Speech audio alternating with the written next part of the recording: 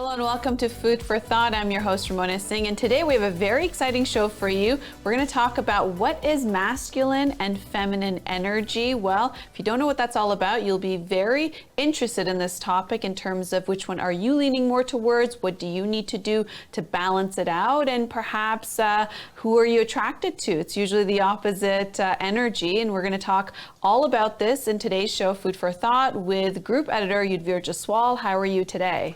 I'm doing great, Ramonaji. Thank you so much. The topic looks great, masculine and feminine energy, and we're going to learn a lot more from you today. I'm sure you're an expert in this one. What do you say? Well, I say I've been working with it for quite some time. The first time I was able to learn about this, it was absolutely life-changing for me.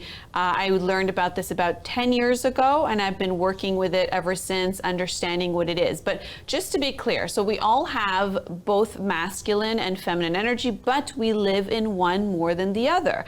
And just like nature versus nurture, there's one type that's more natural for us, and as we've evolved and based on where you live, what your family dynamics are, what your job is, all of those has allowed you to learn the opposite one, which is by your nurture, your environment.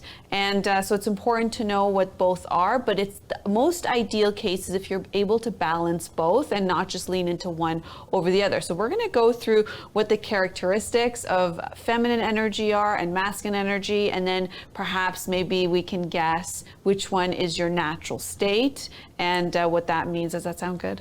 That sounds perfectly fine, and I think our viewers would definitely want to know today. And as Ramonaji is going to explain what are the traits, what are the characteristics of feminine energy, what are the traits and characteristics of masculine energy, so you could check where do you lean on. And as you were explaining it rightly, that yes, you could have a balance of both. You could be leaning to one more naturally, the other one you could be acquiring the traits with your exposure, with your environment, and so many other things.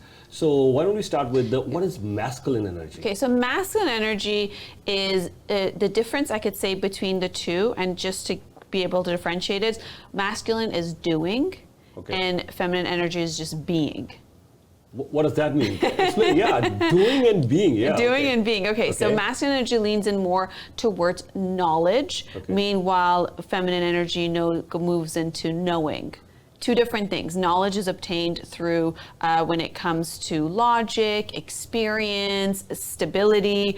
We're talking about so to be able to focus, to have clarity. These are all strengths of the masculine, which allows them to have a roadmap of how to, if the plan is a goal-oriented plan is to get to C, they know they have to go from a linear position from A to B to get to C. And these are all the things that is very masculine: righteousness, willpower, being stable. And for those reasons, when you have a plan, you're a little more predictable. And those are all, if you can define masculine energy.